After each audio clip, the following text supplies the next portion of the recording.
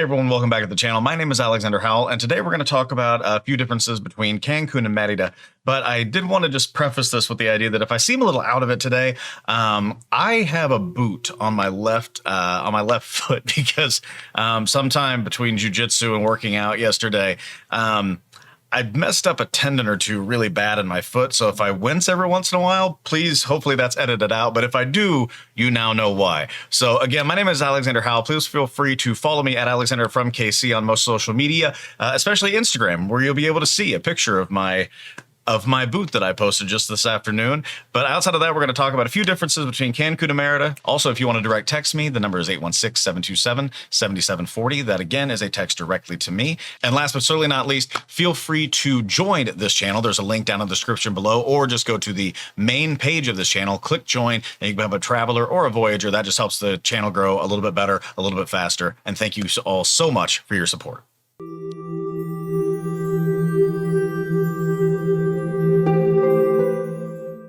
Now, the first thing that I'm going to say is I love both of these places now. As most of you know who follow this channel, which, by the way, please feel free to like and subscribe and hit the little notification bell if you'd like to follow this channel and the videos that I've had.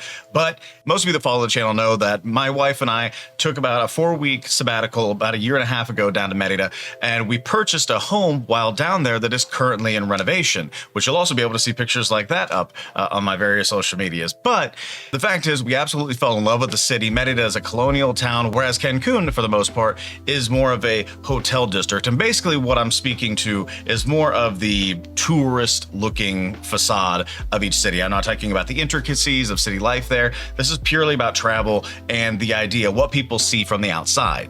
Now, the first thing that I'll say is, even though we purchased a Merida, I believe we've actually stayed longer overall in Cancun before, but that is in the hotel district, that is in Riviera Maya and those areas, and taking a trip to Playa del Carmen, Isla Mujeres, Cozumel, and the surrounding areas. So QuintanaRoo is the state, Yucatan is the state in which Merida resides. And first things first, Cancun is for the most part, is a beach city, or at least that's what most people think of it, that are tourists or travelers there. And you'll see that in the beautiful sand beach. It's absolutely amazing. And you'll see that throughout. So there's a lot of all-inclusives and things of this nature. Whereas, as I said before, Merida is more of a colonial town. Amazing architecture, about 30 minutes inland from the Gulf of Mexico. It actually has some beach cities that are close to it, the main one being Progreso, but that's the biggest difference. It's beach life or inland colonial town. And Cancun, for the most part, and again, speaking from this side, Cancun, for the most part, is really looked at as more of a beach tourism destination. A lot of all-inclusives, a lot of beautiful hotels, but the idea of it is that it is centered around the beach, quote-unquote, lifestyle. So pools, views, things like that. Most everything within that tourism area is centered around where your hotel room faces, if it's facing outward towards the ocean, or if it's facing towards the pool. The main attraction is the ocean beyond and the pool in front of you. And as I said before, Merida is actually an inland town about 30 minutes from the beach, and it really feels like it when you're there. It is absolutely beautiful, but it is definitely a city. It feels more like a city than, say, staying at an all-inclusive in Cancun. So you have more of the city feel versus the out-of-city feel. So depending on what you like, if you like the hustle and bustle of a city where you can shut your door and all of a sudden you have a nice place, but you open it and you're next to everything, Merida may be your spot. And the funniest thing to me is these places are completely different outside of the fact that they're on the Yucatan Peninsula, but they are very, very, very different. And they're only 3 hours away by bus, and you can actually get some pretty nice luxury buses to take you in between, and eventually the Tren Maya, the Mayan train, where I have a video about, which I'll put right here. Now, the next thing I want to talk about is that Cancun is more, quote unquote, and I'm going to use this term broadly, and I think most of you will understand what I mean.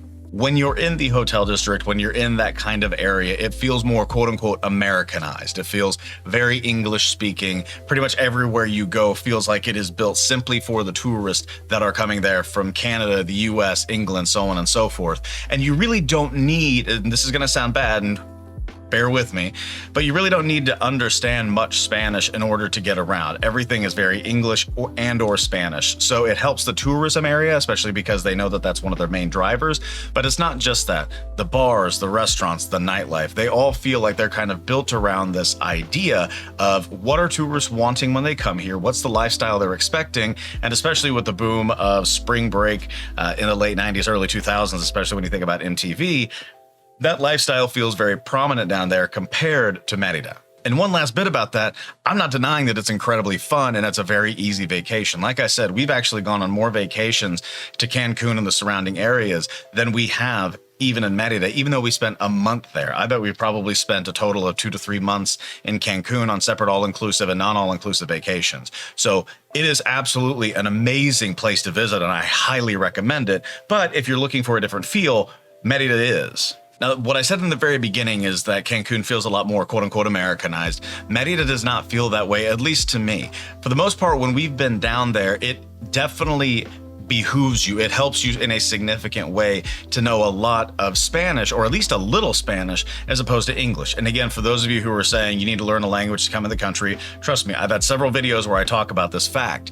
But if we're talking about a simple tourism destination, just understand that it is not the same. If you've been to Cancun and you want to go to a different place in Mexico, Merida is going to feel very different. If you like that, fantastic, but I would recommend learning at least a little bit, or at the very least, download Google Translate on your phone. It is significantly helpful when you're going into, say, a mercado or something like that, where everybody for the most part is speaking Spanish. You want to be able to get something, buy something, Google Translate's going to help you out.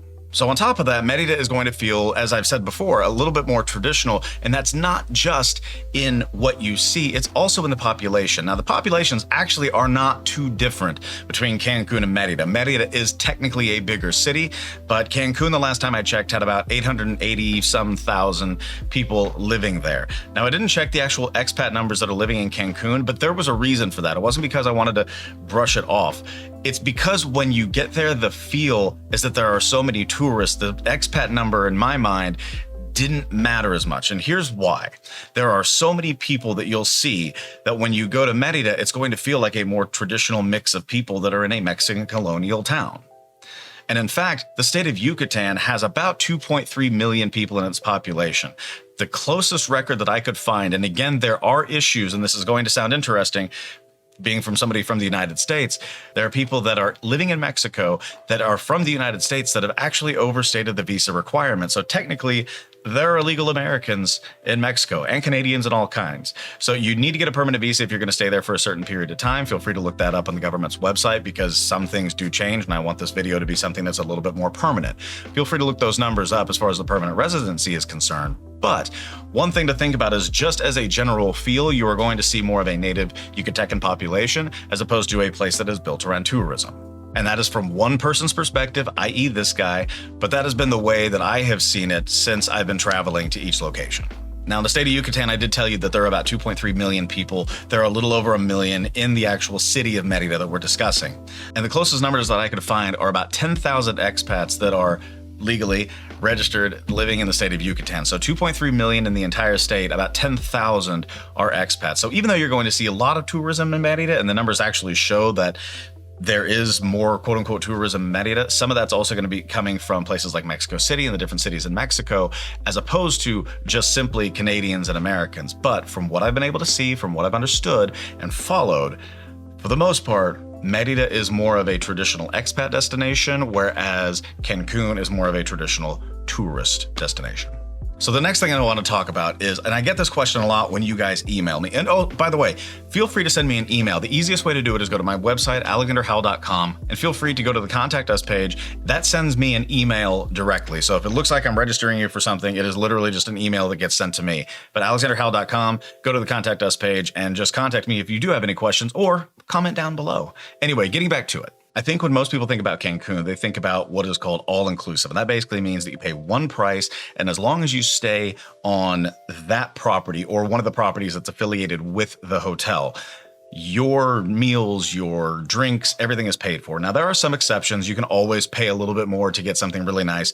My wife and I will normally do like a day in the spa, get a massage, something like that. Or we'll pay for a separate private meal that may be a little bit more expensive, but may give you a little bit more, or if nothing else, it's just a fun experience to have. But for the most part, all-inclusive, at least in my mind, is what most people think about when they think about traveling to Cancun. And you can find these places from north of Cancun to the hotel district. And if you look on a map, you'll see what I'm talking about. But from north of Cancun to the hotel district, to Riviera Maya, all the way down to Playa del Carmen. Many, many places are basically compounds with amazing pools, private restaurants, bars, even nightclubs, along with the hotel kind of sprinkled in between.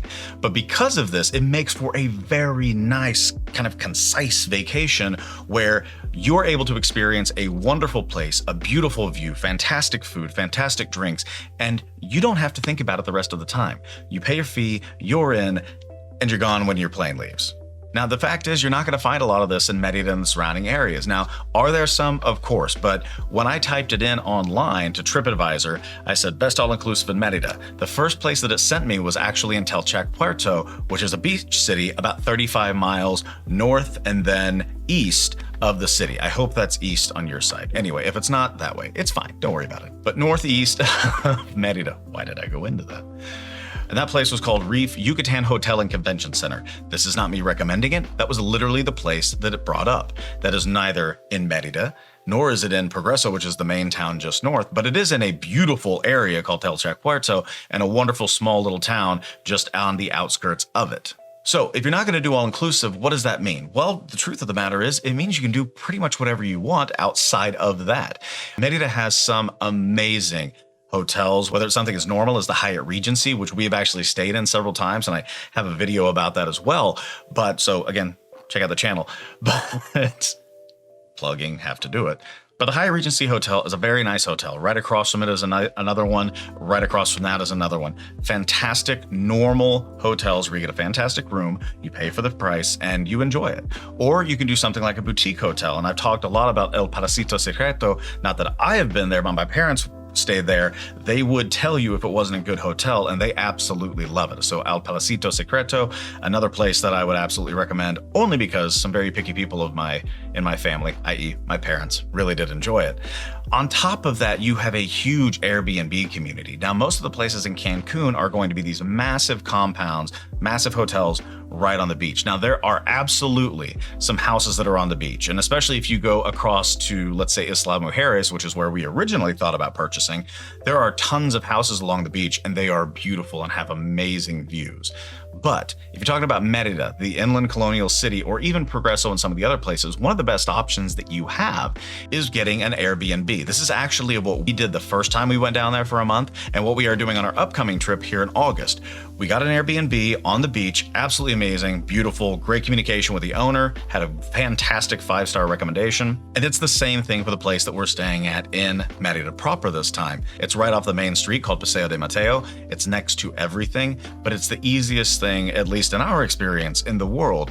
All I would say is, being somebody who has rented my house out via Airbnb, I would absolutely recommend being in constant communication with the person whose property you are renting, and also make sure that you take care of the property as if it is your own. Just check out my previous video, our Airbnb experience, to hear nightmares that will haunt you in your sleep.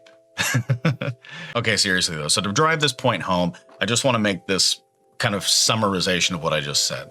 Cancun and its surrounding areas are absolutely beautiful, some of the most beautiful beaches you'll ever see. But for the most part, it is definitely driven towards the get in a hotel, get in an all-inclusive, and your life is in there. Now, in downtown Cancun, of the hotel district, which is actually, if you look it up on Google Maps, I know I keep saying that. If you look up the area of Cancun on Google Maps, do it after you watch this video. It literally says hotel district. That's it. Like, it's just known that that's what it is because it's hotel, hotel, hotel, hotel. No real houses in there. But it is definitely driven towards being in the hotel. And if you go outside of the hotel, there are malls. There's a wonderful place that I absolutely recommend you stop by called the Taco Factory. It's in a little alley by Cancun and some of the nightclub areas. Wonderful tacos, especially good after a night of fun. But it is, for the most part, driven around having that luxurious vacation within the confines of your compound of a hotel. And I can tell you, after doing it very many times, it's a wonderful experience.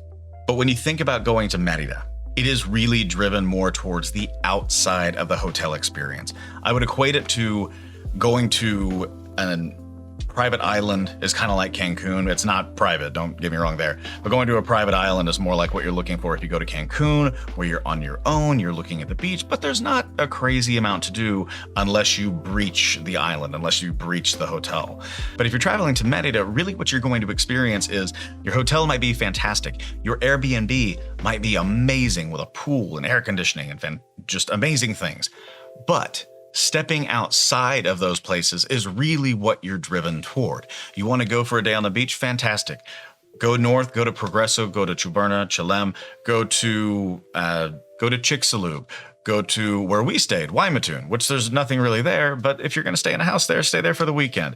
Go to Telchac Puerto, go to all of those different places. And then when you come back to the city, go to a mall. And, if you've been out for a while, maybe you want to see a movie, catch a movie. Maybe you want to just hang around the mall and explore things. Great. Go to a park, go to a museum, go to a baseball game, whatever it might be. But the idea is traveling up and down the Paseo de Mateo is an outside of your stay experience. It's an outside of your quote unquote hotel experience, as opposed to Cancun, which again, I love, but it is definitely more driven toward, especially when you get in the Riviera Maya area. Stay in the hotel. It's fantastic. Enjoy your week-long, 2-week-long, 3-week-long stay here. Okay, so the last thing that I really want to hit on is kind of what we said in the very beginning, but I really want to drive this home. So I get a lot of emails and a lot of questions in the comment section and everything else where people will say something to the effect of, I've been to Cancun, or I've been to Puerto Vallarta, I've been to Cabo. If I'm going to go to Merida, what's staying on the beach like? And I immediately have to kind of pull back and give them the same argument that I said in the beginning. It is an inland colonial city. Where you have been is not. So it's a very different experience. But when I bring up the ocean, a lot of times they'll say it's about 30 minutes from the ocean, and they'll say, well, that's actually where we want to buy or rent or stay in a hotel. And I'll say, fantastic. Here's our experience Airbnb-ing, and I go through that. But then I'll add to it, what's the experience that you're looking for in an ocean? And it's a little depressing, but it's absolutely true. And here's why. When you stay in Cancun, especially in the hotel district, it is one of the most beautiful beaches in the entire world. I have so many pictures of just looking out from what used to be the Hyatt, where we'd stay a couple of times, straight south down the beach in Cancun at the hotel district. And it was light blue to turquoise to dark blue water in one picture. Absolutely stunning, beautiful, amazing. I'm going to be very honest with you. While there are some beautiful beaches in and around Merida and Progreso, for the most part, the Gulf of Mexico is not going to be that kind of beach. It's fantastic to swim in, but where we stayed, for instance, when we did our first sabbatical for about a month, the beach was incredibly coarse. All the seashells that make up the sand were still very much seashells in part of it until you got right up next to the ocean. And the water, for the most part, northern winds and such, give it a little bit of a green tint. Felt more like we were at our place at the lake than at an actual ocean. Now, I have been told by many of you who watch this video, and by the way, those of you who have subscribed to the channel and do watch these videos, please comment down below and say, Alex, here are the 4, 5, or 6 beaches that you absolutely should tell the people about to go to, and maybe I'll make a video about that once I'm down there and do that. But when you think about the actual beaches in that area, the fact of the matter is that if you're used to beaches in Cancun, you're going to be slightly disappointed when you see some of the ones near Merida. That doesn't mean it's not a wonderful experience. That doesn't mean it's not beautiful. But there is a difference between Cancun and Merida, or at least Progreso and Chicxulub and Telchac Puerto and that kind of thing. There is a difference. Can you find them? 100%. But another thing that you can do, because speaking of Chicxulub, which you guys might know from the crater that destroyed the dinosaurs 65 million years ago, it created in its wake many thousands of cenotes, and some of them are very tourist friendly. So if you want to see crystal clear water, but in a very different form, go see a cenote, swim in them. I can tell you from personal experience, it is amazing to do. You've never seen water as clear as a cenote. So if you need clear water, check out a cenote. But if you're looking for the actual beach, Cancun might be your thing. Not to say that Merida is not beautiful. It's just different. And again, if you guys have any questions about this video, the thing that I've started recently, and we're up to about 65 members right now, is a Facebook group that is incredibly friendly and nice. And really what it is about is asking questions, getting answered, and not being catty, because some of the groups that I've been a part of are. But if you go to facebook.com/groups/travel2 Merida, so facebook.com/groups/travel to Merida, you will be involved in a group that is all about helping you out on your trip to Merida. I don't have one started for Cancun yet, but hopefully one of these days that might be in the works as well. So to finish up, guys, and thank you for sticking around so much to this video. I really appreciate it. My name is Alexander Howell. Please give me a like and subscribe to the channel, or hit the little notification bell if you enjoyed this video. Also feel free to visit me on social media at Alexander from KC. You can also feel free to text me at 816-727-7740. As far as social media is concerned, Instagram was kind of my thing, so that's where you're going to be able to follow me and see pictures of the progress on the house and all kinds of different things with regard to me. But that's kind of where I mainly stay. Twitter a little bit, so on and so forth. But again, 816-727-7740. That is a text directly to me, and that will just let me answer any questions you might have. It does take me a little bit to get back every once in a while, but I do get back to you, no questions asked. Also, go to my website, alexanderhowell.com. Go to the contact us page if you want to send me an email, if that's a little bit easier. But also, if you want to help this channel grow as quickly as possible, feel free to become a traveler or a voyager by going to the main page of this channel, clicking join or become a traveler and a voyager. I'd really appreciate it. You can also click the link down in the description below. My name is Alexander Howell. Thank you so much for watching this video where we compared a little bit of Merida, a little bit of Cancun. I hope you enjoyed it. And as always, peace.